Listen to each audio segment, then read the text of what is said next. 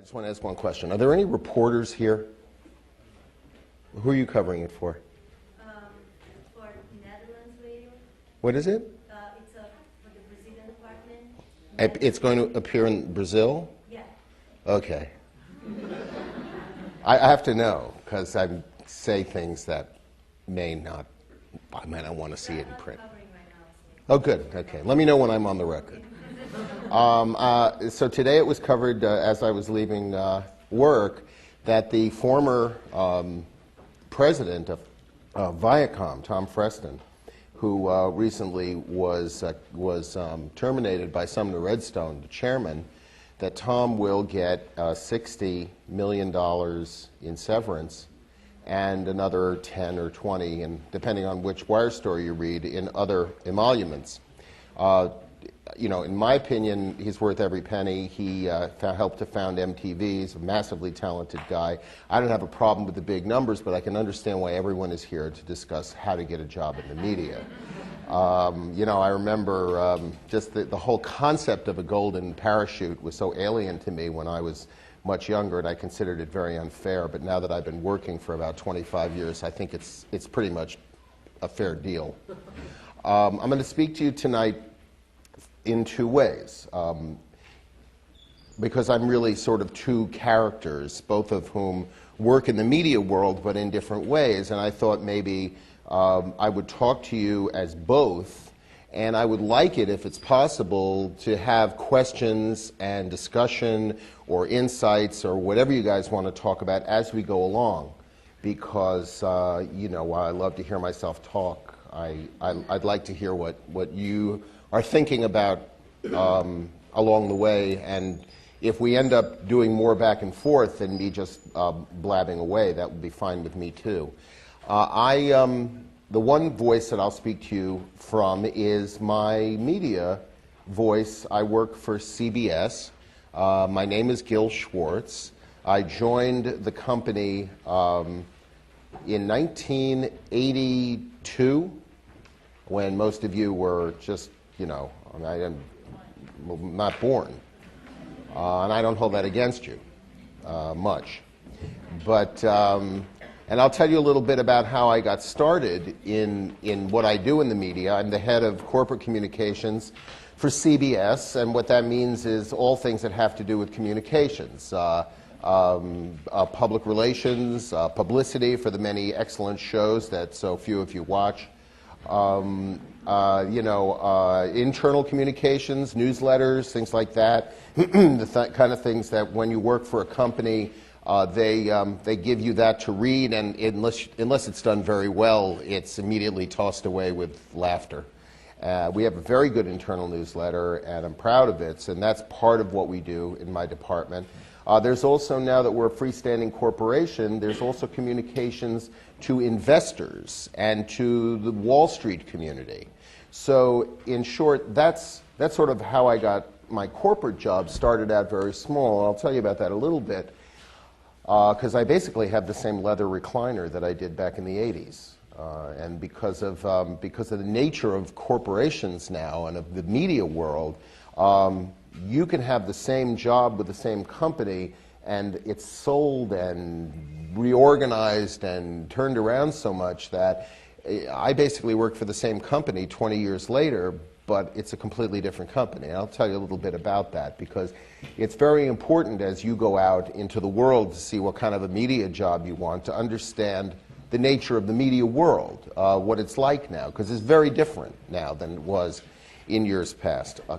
The other person who will be speaking to you tonight is my pseudonym. You all know what a pseudonym is? It's a pen name. There are many, many famous writers who have written under pen names. You ever read the book 1984? George Orwell was, his name was Eric Blair, and he worked right for the BBC. And he was George Orwell, and nobody bothered George Orwell about being George Orwell. Well, I'm tormented constantly about being Gil Schwartz, but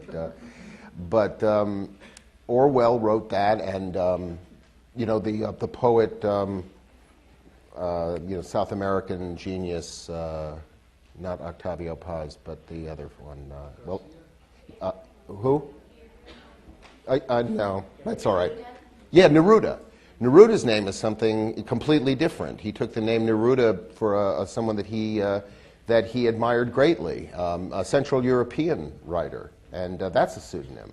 So anyway, in the year about 1984, as I was getting started with my corporate career, a friend of mine who was an editor at Esquire magazine approached me and said, would I like to write a column about corporate strategy?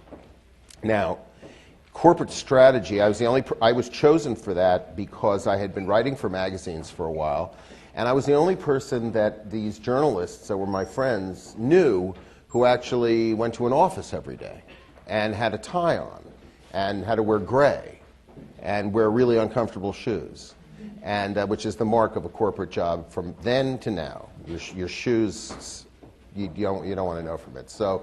So I said, yes, I would like to write a thing on corporate strategy because it seemed to me I'd been an actor for many years, and I was a good actor. Unfortunately, I'm a physical type, and I only played murderers.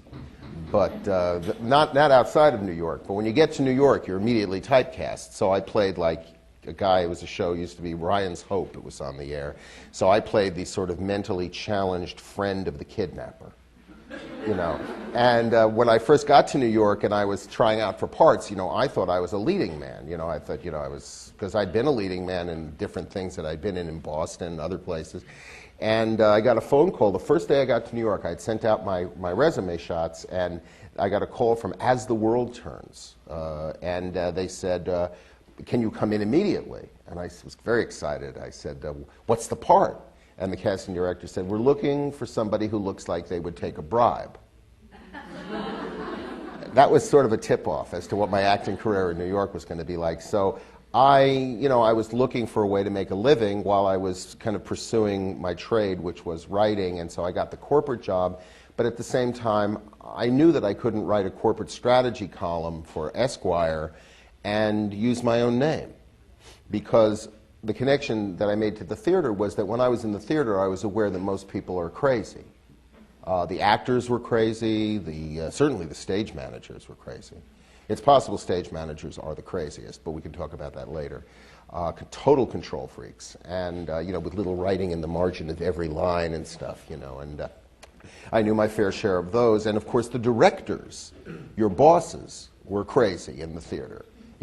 Rampaging egomaniacs, tyrants, paranoid people. One guy I know who I worked for, there was a fire in our theater, and he sent a young actor into the fire to go get his Rolex.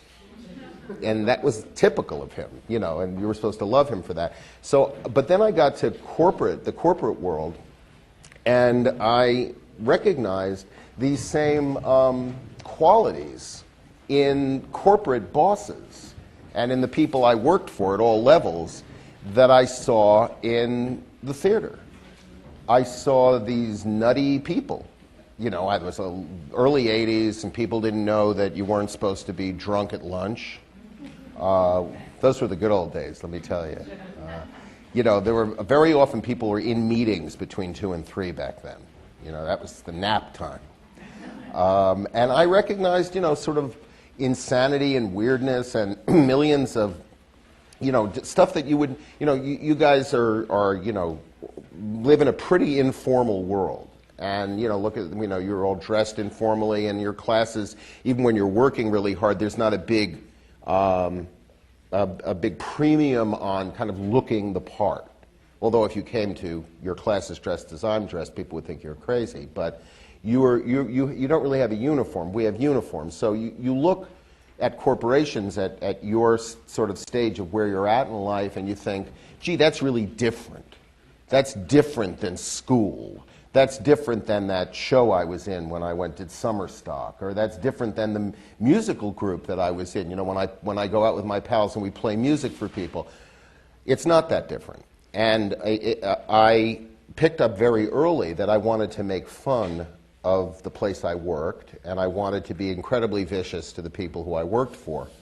And so I could lose my job and write truthfully, or I could write some kind of thing like you read in a lot of magazines, which is supposedly strategy, but which is it's bullshit. Always, always make sure to have your, to sit in the right seat at the conference table so you will maintain this kind of nonsense. And meanwhile I'm looking at like raving, stark loonies that are around me, and becoming increasingly interested in how corporations work and in writing about it. So I took this pseudonym, and the pseudonym was and is Stanley Bing. And Stanley Bing is the author of books and has written for Esquire for 11 years and has now been at Fortune for more than 11 years. I'm on the back page of Fortune magazine. I know that's a must-read for all of you. But it is a good magazine and beats the hell out of Forbes. So, and the business sector as a sector is very hot. I mean, there's Condé Nast is starting a magazine. A lot of magazines that are about other things tend to focus on business people. So there's a lot of writing about business, because business for a long time in the 80s and 90s was sort of like the new rock and roll. I mean, you had a lot of really wacky people. There was a lot of drugs and sex. Now it's kind of boring, but there's still plenty of wacky stuff to write about. And certainly in your life and in everyone's life, the experience of what it's like to work, what you do when you work, is central to your life. It's even more important in some ways than who your lover is or who your person that you're with, or, until you have kids, then the kids are all consuming. They kind of brainwash you by keeping you up late and stuff. But certainly your working world is every bit as important as any other part of your life. So what I write about is, to me, central to what people care about. I mean, what keeps people up in the middle of the night? It isn't, sometimes it's world peace or what's going on with North Korea, but a lot of the time it's that you got yelled at, or that some schmuck is in your way and you don't know how to get rid of them. Or in many cases, stupid things like, there's an empty office on the floor, and either you're going to get it or Brewster's going to get it. And how can you stop Brewster from getting it? And if you don't get it, how do you make sure Brewster doesn't either? And could it be a broom closet? I mean, you see, people are so engaged. You think about school, where you are. That's really work. I mean, our first experience of pathological bosses is when we're in kindergarten and people start talking to us like this. And you think, I remember being 5. I don't really, because it's all in gray mass, but I remember being very young and thinking, why are they speaking to me that way? And the kids' shows that I liked all had sort of mild, that's why people liked Mr. Rogers all those years, because Mr. Rogers just talked to people like they were real. Hi, I'm wearing a sweater, and kids liked it, as opposed, and that's why Sesame Street was so popular with kids.